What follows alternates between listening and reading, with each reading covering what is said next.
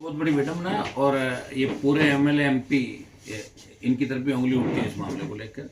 और पहले भी ऐसे मामले उठे थे एमपी लेड के अंदर, राज्यसभा के जो मेंबर है कई एमपी है। तो ये भी मैं धन्यवाद दूंगा लोकतंत्र के चौथे स्तंभ मीडिया को कि उन्होंने आवाज़ उठाई।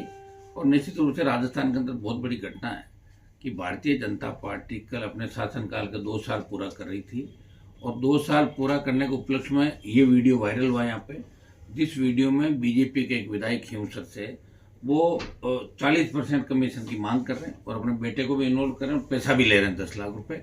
ये दुर्भाग्यपूर्ण है, सीधा सीधा संघीय ढांचे पर परार है। अगर हम लोग हिंसक विधायक के साथ साथ जो हमारी महिला 2 विधायक कांग्रेस पार्टी की अनीता और तीसरी बयाना रूपा से बानावत, रितु बानावत, और इसके अंदर 2 बीजेपी के लोग हैं। रितु बानावत के पति भारतीय जनता पार्टी के बड़े नेता हैं, लंबे समय से वो काम कर, वो एक तरह से बीजेपी की विधायक उसको माने। 2 बीजेपी के विधायक और 1 कांग्रेस का विधायक, मतलब भ्रष्टाचार के अंदर भी गठबंधन कर लिया दोनों पार्टियों ने कि मिलजुल के राजस्थान को लूटेंगे। 70 साल लूटा है और लूटेंगे, जिसमें दमो करके दिखाते। एक तरफ प्रधानमंत्री का नारा मोदी जी का, न खाऊंगा न खाने दूंगा, तो ये इन्होंने ये कह दिया कि हम खाएंगे और जम के खाएंगे, जो हो कर लेना। एक तरीके से बड़ी चुनौती।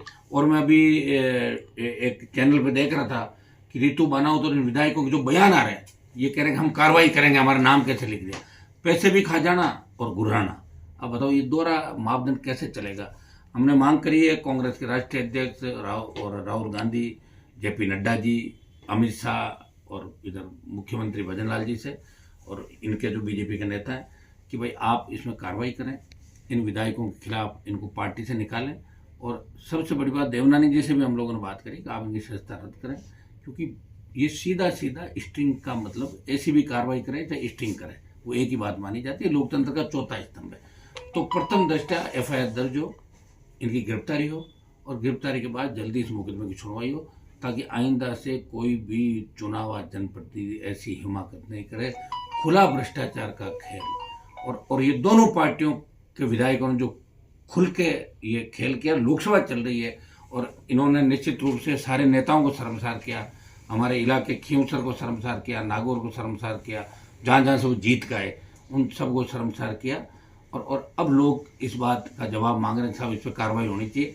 तो मैं भी सरकार से मांग करता हूँ इनके खिलाफ कानूनी कार्रवाई हो, मुकदमा दर्ज हो और इनकी गिरफ्तारी हो, तीनों विधायकों की, और जो इनके पति और जो पैसे देने वाली जो टीम बताई बेटे की, इस गिरफ्तारी को हम लोकसभा के अंदर भी इस मामले को कल मौका मिला निश्चित रूप से उठाएंगे और मोदी जी को कहेंगे, क्या मोदी जी, और अभी भजनलाल जी सुबह ही भाषण दे रहे थे कि भ्रष्टाचारियों को मैं नहीं छोड़ूंगा, तो मना कौन करे। या हो गए ना 3-4, तो ही अभी मेरे पार्टी से निकालो, FIR लॉन्च करो, गिरफ्तार करो इनको।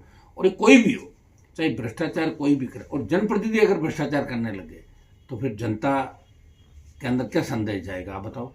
लोग कहते हैं MLA साहब भी खा रहे हैं, हम भी खाएंगे, लोग ही कहेंगे इस बात को। तो जो एक खींवसर का सम्मान हमने बढ़ाया लगातार लंबे समय से, विधायक बनने के बाद ये मेरे से गए थे, प्रधान जब थे, तो इस कमीशन के मुद्दे पे ही बार बार तनातनी हुई। मैं कहता भ्रष्टाचार कम करो, बहुत बड़ी बदनामी हो रही है, लोग अपनी पार्टी को बदनाम करेंगे। हम साथ हैं, हमसे भी 20% 25% कमीशन दे रहे हैं कि मेरे पैसे खर्च हो गए, मैं कहाँ से लाऊंगा। तो इस तरह करके और धीरे धीरे मेघराज सिंह ने इनको 23 के चुनाव पकड़ लिया। बजरी आंदोलन जो मैं मेघराज के खिलाफ करा था, और फिर ये बीजेपी के हाथों चढ़ गया। विधायक बनने के बाद ये उनका 5वां 6ठा मामला है। पूरे परिवार ने झूठा क्लेम उठा लिया, अलग अलग पिताजी का नाम, 2-2 बाप का नाम रख लिया, बेटा अलग उठा रहा है। जो किसानों का फसल बीमा क्लेम था उसको इन्होंने इसब गोल उसका उठाया, वो भी आप लोगों ने छापा। 200 करोड़ की इलीगल माइनिंग कर ली खुद की खातेदारी में, और फिर तथ्यों में छेड़खानी करके और वो नाम भी अपने रिश्तेदारों को उसको चेंज करने का प्रयास किया है। इलीगल माइनिंग की, बायोडीजल सरेआम ये लोग बेच रहे हैं, दूध का सारा ठेका खींवसर का ले लिया। MLA लेड में भारी भ्रष्टाचार, पंचायत समिति में भारी भ्रष्टाचार, कोई भी काम आएगा, कोई भी ठेकेदार आएगा, उससे पैसा लेना। तो भ्रष्टाचार का नंगा नाच इस विधानसभा क्षेत्र के अंदर। और मैं तो कह रहा हूँ 3 पकड़े गए, जिनमें 2 बीजेपी के हैं। पूरे राजस्थान के अंदर नंगा नाच चल रहा है। और मुझे लग रहा है कि जब सोशल मीडिया पे बहुत ज़्यादा वायरल हुई, उसके बाद अशोक गहलोत को चिंता हुई, और उसके बाद कांग्रेस के नेताओं को चिंता हुई। 6 घंटे अखबार 5-6 बजे आ जाता है उसके बाद 11 साढ़े 11 बजे अशोक गहलोत का बयान आता है कि कार्रवाई करनी चाहिए। तो करो कार्रवाई, मना कौन कर रहा है? निकालो पहले अपने विधायक को बाहर, आप बर्खास्त करो, उसके बाद अपना नाम निकालो, या बीजेपी पहल करे। अब इनका कंपटीशन होगा पहले कौन कार्रवाई करे, तो पहले बाद के चक्कर के अंदर हो सकता है कि नहीं भी करे, लेकिन हमारी मांग रहेगी। और निश्चित रूप से बहुत गलत संदेश पूरे देश के अंदर राजस्थान का गया कि राजस्थान के विधायक सांसद इस तरह भ्रष्टाचार के अंदर इन्वॉल्व है।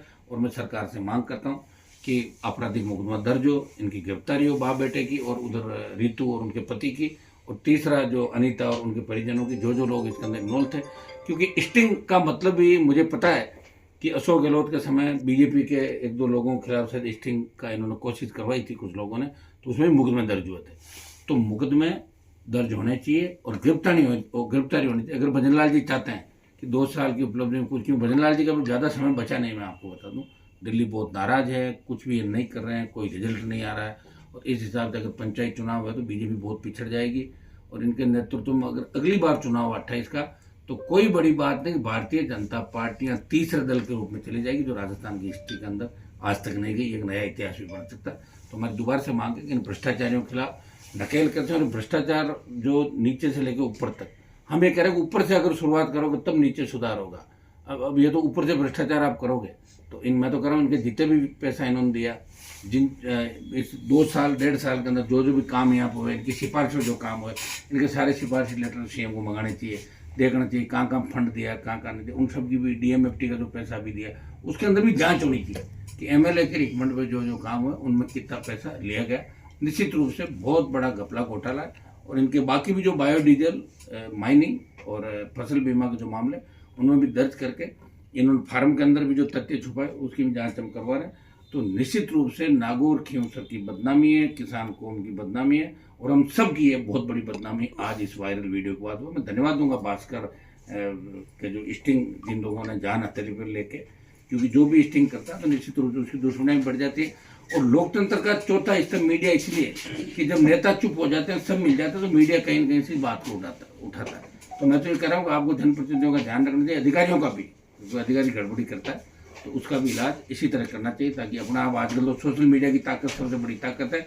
आप देखिए देश के अंदर ट्रेंडिंग में शायद 2 नंबर 1 नंबर पे मामला आ गया, तो कार्रवाई तो होगी, ये तय है कि पार्लियामेंट में भी उठेगा मामला कि भाजपा कांग्रेस ने मिलकर राजस्थान में भ्रष्टाचार किया, दोनों पार्टियां मिली हुई है। और ये सबूत इन्होंने वायरल वीडियो में दे दिया कि एमएलए लेड का पैसा भी मिलकर खा रही दोनों पार्टियां। एक भाई साहब, ये जो 40% की बात है कि